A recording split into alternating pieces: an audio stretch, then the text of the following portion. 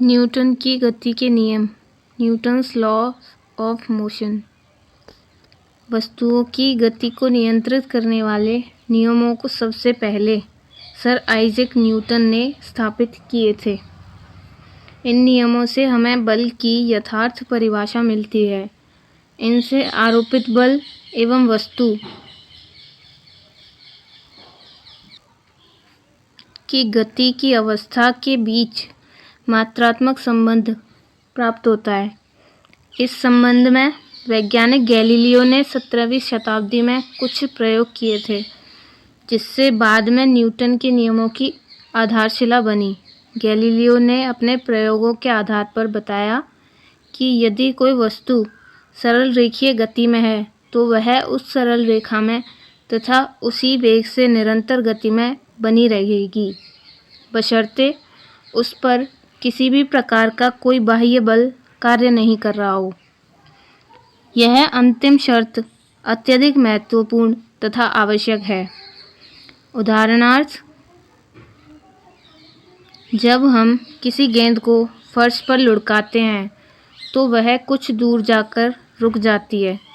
पृथ्वी के ऊपर की ओर फेंके गए पिंड का वेग जैसे जैसे पिंड ऊपर की ओर उठता जाता है, वैसे वैसे कम होता जाता है तथा अंत में शून्य हो जाता है, तो पिंड पुनः पृथ्वी पर ही गिर पड़ता है। इन उदाहरणों में गति करने वाले पिंड पर कुछ बाह्य बल कार्य करते हैं, जिनके परिणाम स्वरूप इनकी गतियों में परिवर्तन आ जाता है। पहले उदाहरण में गेंद तथा फर्श के बीच कार्य करने वाला घर्षण बल गेंद की गति में बाधा उत्पन्न करता है, जिससे गति मंद होकर समाप्त हो जाती है। दूसरे उदाहरण में पृथ्वी का गुरुत्वीय बल गति में बाधा डालता है। यदि पिंड पर किसी प्रकार हम इन अवरोधक बलों को हटा सकें तो पिंड एक बार गति में आने के पश्चात सदैव उसी वेग से चलता रहेगा। न्यूटन की गति का प्रथम नियम, Newton's first law of motion.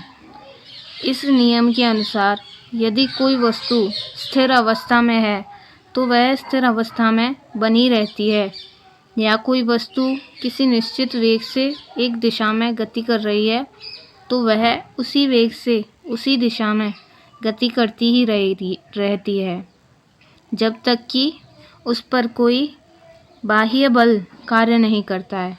किसी भी वस्तु की विराम अथवा गति की अवस्था में परिवर्तन का वस्तु द्वारा विरोध किया जाता है। वस्तु के इस गुण को जड़त्व कहते हैं। वस्तु गति की जिस स्थिति में है उसी स्थिति में बनी रहती है जब तक कि उस पर कोई बाह्य बल कार्य नहीं करता है। अतएव वस्तु की स्थिर अवस्था को परिवर्तित करनी हो या गतिमान वस्तु की गति की दिशा बदलनी हो, दोनों ही परिस्थितियों में बल लगाना पड़ता है। इसी कारण न्यूटन के प्रथम नियम को जड़त्व का नियम भी कहते हैं। गति के इस नियम को हम दो भागों में विभाजित कर सकते हैं। पहला है स्थिर अवस्था के जड़त्व का नियम, law of inertia of rest. इस नियम के अनुसार यदि कोई वस्तु स्थिर अवस्था में है तो स्थिर अवस्था में ही बनी रहती है जब तक कि उस पर कोई बाह्य बल कार्य नहीं करता है। स्थिर अवस्था के जड़त्व के नियमों के उदाहरण। इस नियम के अनेक उदाहरण हमें दैनिक जीवन में मिलते हैं। उनमें कुछ का वर्णन हम यहाँ करेंगे। जड़त्व के इस उदाहरण के लिए हम कुछ क्रियाकलाप करेंगे। गतिविधि 9.1। कांच का एक खाली गिलास लीजिए। उसके खुले मुंह पर एक मोटा चिकना गत्ते का टुकड़ा रखकर उस पर एक 5 रुपया का सिक्का रख दीजिए। अब चित्र 9.10 के अनुसार कार्ड को अपनी उंगलियों से तेजी से धक्का दीजिए। आप देखेंगे कि गत्ता तो आगे खिसक जाता है, किंतु सिक्का गिलास में गिर जाता है, जैसा कि आप चित्र में देख सकते हैं।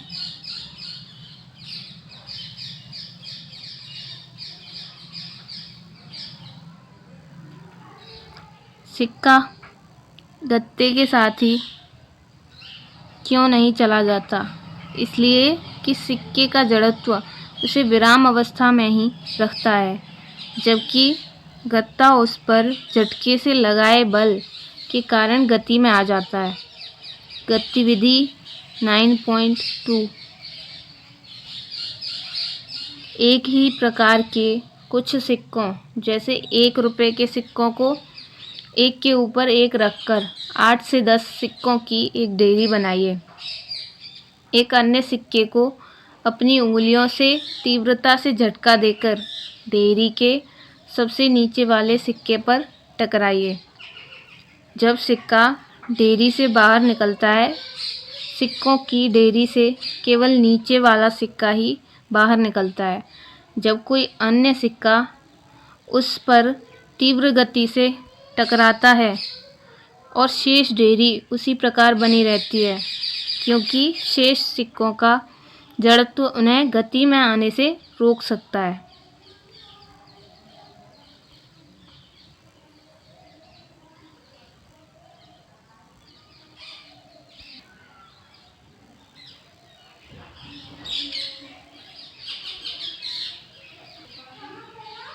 दैनिक जीवन में जड़त्व पर आधारित कुछ घटनाएं इस प्रकार हैं।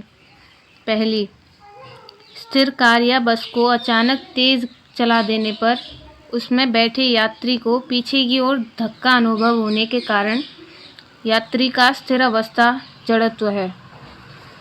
दूसरा, कंबल या गर्द लगे दरियों को लटकाकर जब डंडे से प्रहार किया जाता है तो धूल के कण पृथक हो जाने का कारण भी यही है।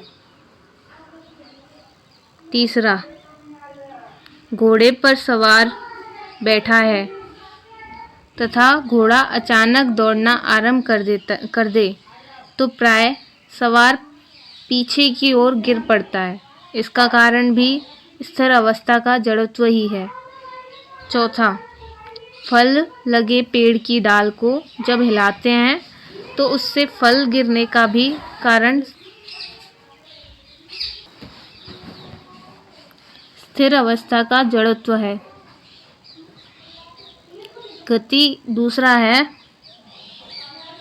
गति अवस्था के जड़त्व का नियम, law of inertia of motion.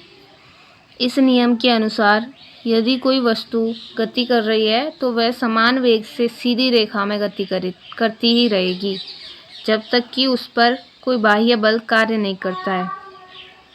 गति अवस्था में जड़त्व के उदाहरण, पहला है, लंबी कूद देखने का आपको अवसर मिला होगा। लंबी कूद में खिलाड़ी कूदने से पहले तेज रफ्तार से दौड़ता हुआ आता है।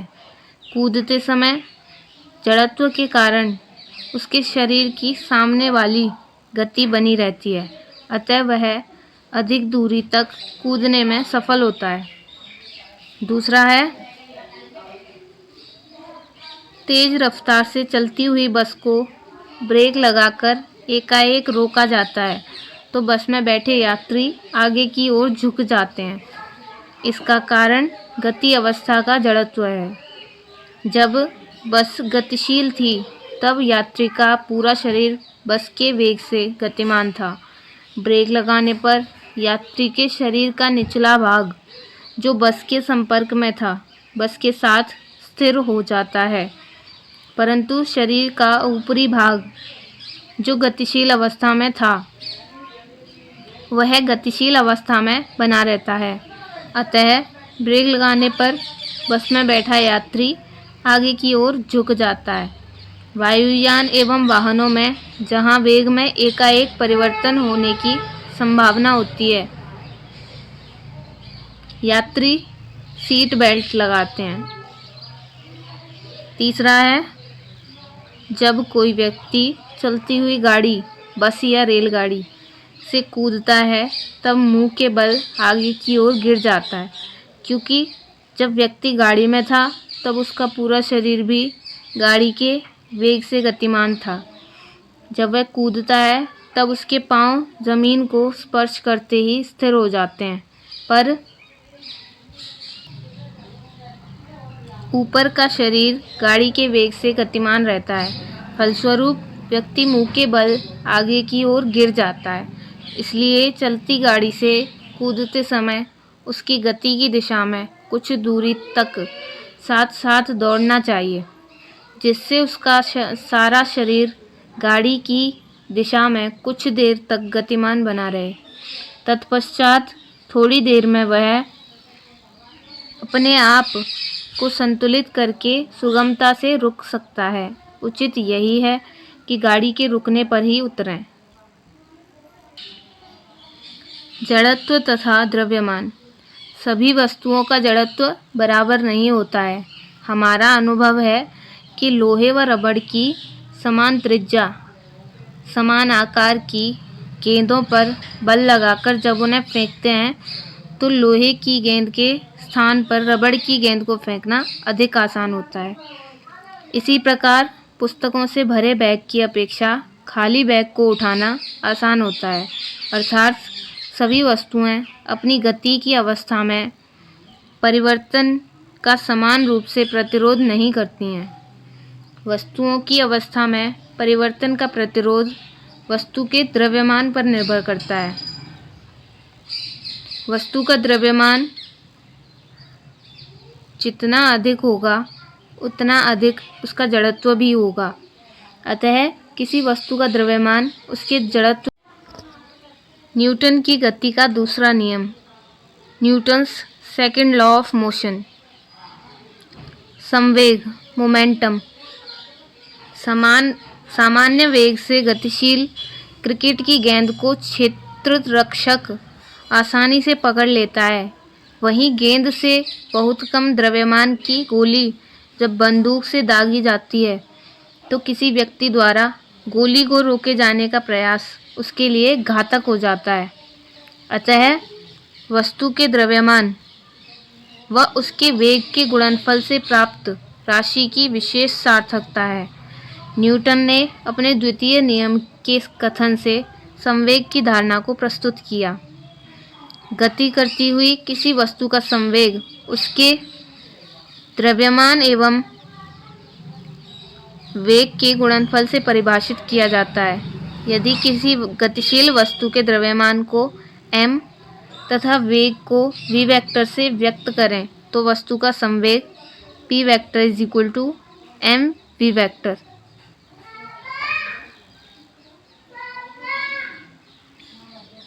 केवल परिमाण लेने पर वेक्टर हट जाएगा, p is equal to mv।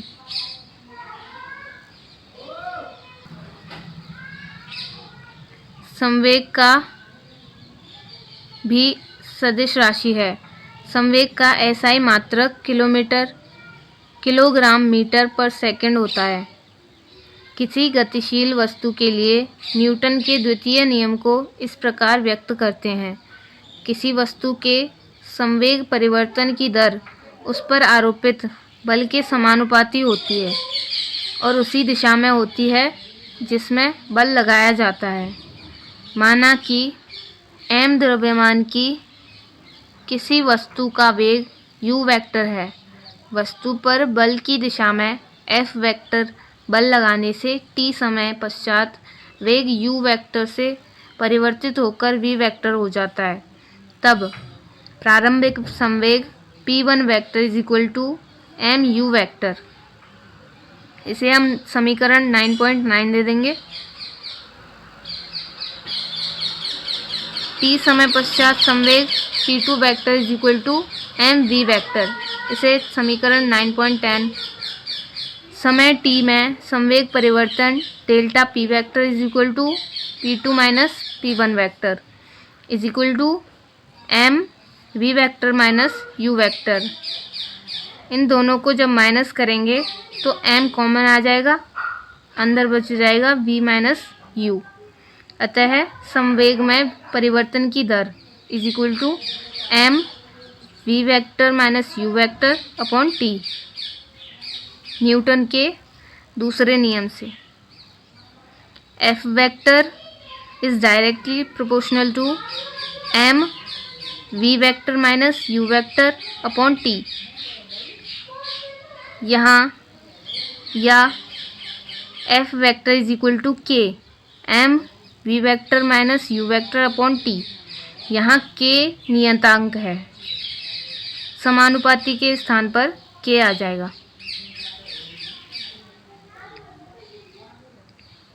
यहाँ v vector minus u vector upon t वस्तु के वेग में परिवर्तन की दर को बताता है।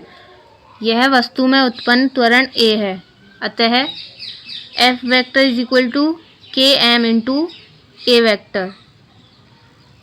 हम बल के मात्रक को इस प्रकार लेते हैं कि नियतांक k का मान 1 रहे, अतः समीकरण 9.11 में k बराबर 1 रखने पर, तो k बराबर 1 रखेंगे, F vector is equal to m a vector. इससे समीकरण 9.12, समीकरण 9.12 से बल का मात्रक प्राप्त करते हैं। इस समीकरण में द्रव्यमान एवं त्वरण का अंतर्राष्ट्रीय मात्रक प्रतिस्थापित करने पर बल F का मात्रक is equal to kilogram into metre upon second square.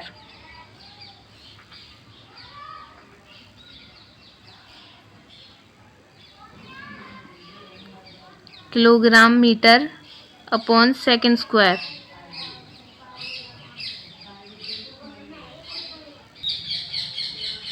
बल के इस मात्रक को एक विशेष नाम न्यूटन दिया गया है एवं इसका प्रतीक N है। N is equal to kilogram metre upon second square. Newton के गति के दूसरे नियम से हमें बल मापने की एक विधि मिलती है। यदि किसी वस्तु का द्रव्यमान तथा किसी बल द्वारा वस्तु में उत्पन्न त्वरण ज्ञात हो तो हम उस बल को माप सकते हैं। बल के अन्य मात्रक डाइन और पाउंडल हैं। 1 Newton is equal to 10⁵ dyne तथा 1 poundal is equal to 13825.7 dyne के बराबर है।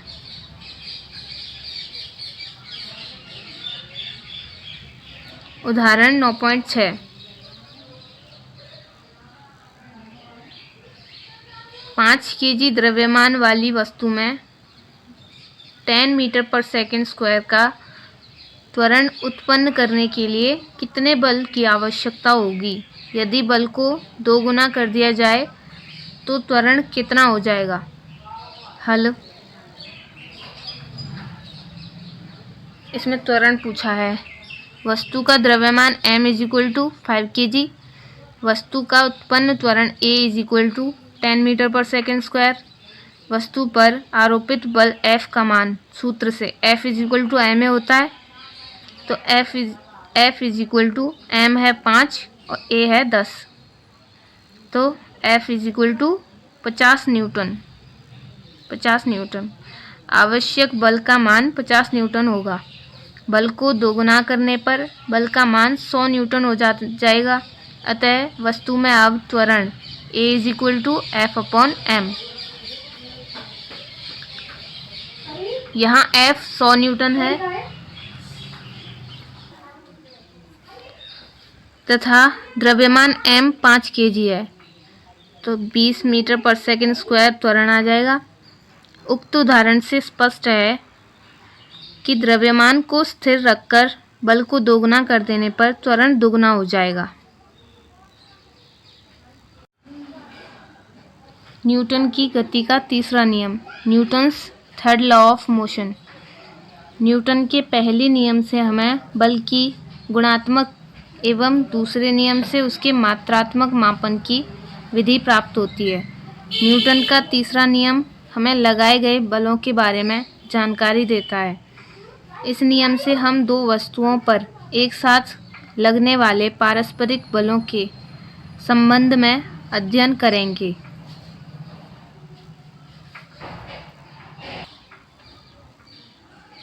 न्यूटन के तीसरे नियम के अनुसार वस्तु A द्वारा वस्तु B पर लगाया गया बल परिमाण में B द्वारा लगाए गए बल के बराबर तथा दिशा में उसके विपरीत होता है। वस्तु A द्वारा B पर लगाए गए बल को क्रिया यानी एक्शन तथा B द्वारा A पर लगाए गए बल को प्रतिक्रिया यानी रिएक्शन कहते हैं। न्यूटन की गति का तीसरा नियम क्रिया एवं प्रतिक्रिया के संबंध को बताता है। अतः इस नियम को निम्न प्रकार व्यक्त किया जाता है। प्रत्येक क्रिया के लिए समान परंतु विपरीत दिशा में प्रतिक्रिया होती है। यहाँ पर महत्वपूर्ण है कि क्रिया एवं प्रतिक्रिया सदैव दो भिन्न भिन्न वस्तुओं पर कार्य करती हैं। न्यूटन का यह नियम सर्वव्यापक है। वस्तुएं विराम की अवस्था में हो या गतिशील, वे परस्पर संपर्क में हों या उनके बीच कुछ दूरी मौजूद हो, यह नियम हर दशा में लागू होता है। गति के तीसरे नियम पर आधारित कुछ उदाहरण। पहला है, जब हम भूमि पर चलते हैं या किसी ट्रॉली हाथ के ठेले को धक्का देकर खिसकाते हैं तो हम अपना पेशीय बल लगाते हैं। ध्यान दीजिए, यदि हमें आगे की ओर जाना है तो हम अपने नीचे पृथ्वी की सतह को पीछे की ओर खिसकाने या धकेलने का प्रयत्न करते हैं और पृथ्वी हमारे पैर पर इतना ही प्रतिक्रिया के रूप में विपरीत दिशा में पांवों पर बल लगाती है। फलस्वरूप हम आगे की ओर चल पाते हैं। अब आप समझ गए होंगे कि बालू मिट्टी में तथा चिकने फर्श पर चलना कठिन क्यों होता है। दूसरा उदाहरण है, पानी में तैरते समय कोई तैराक आगे बढ़ने के लिए अपने हाथों एवं पैरों से पानी को पीछे की ओर धकेलता है, यानी कि बल लगाता है। इस बल की प्रतिक्रिया ही उसे आगे की ओर धकेलती है।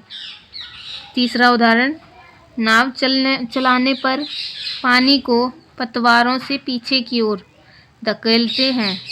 पानी नाव पर एक प्रतिक्रियात्मक बल सामने की ओर लगाता है, जिससे नाव आगे की ओर बढ़ जाती है।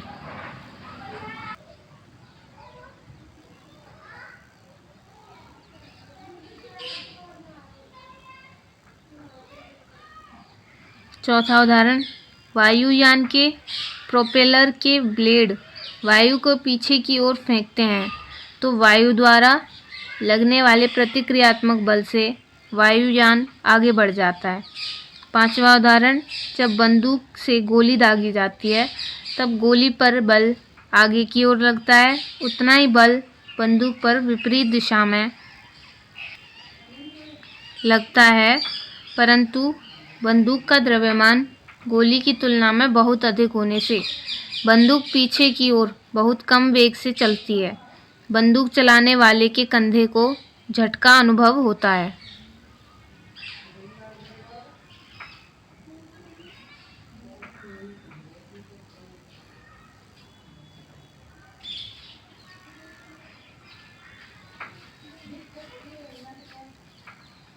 छठवां उदाहरण है, जब रॉकेट छोड़े जाते हैं तब रॉकेट के पिछले भाग से गैस अत्यधिक तेज गति से निकलती है और प्रतिक्रिया के फलस्वरूप रॉकेट पर गैस निकलने के विपरीत दिशा में बल लगने के फलस्वरूप रॉकेट ऊपर उठता है।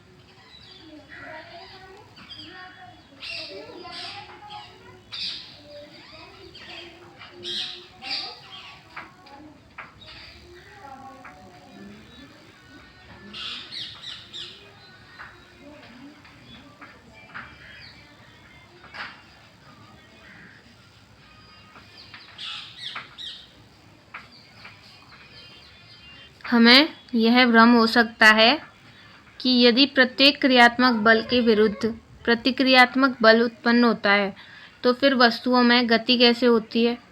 ऊपर के उदाहरणों से आप भली भांति समझ चुके हैं कि क्रिया तथा प्रतिक्रिया के बल बराबर तथा विपरीत होने पर भी एक दूसरे को निष्प्रभावित नहीं करते हैं, क्योंकि ये भिन्न भिन्न वस्तुओं पर कार्य करते हैं। बराबर तथा विपरीत दिशा में कार्य करने वाले बल केवल तभी एक दूसरे के प्रभाव को नष्ट कर सकते हैं जबकि वे एक ही वस्तु पर एक ही सरल रेखा में कार्य कर रहे हैं।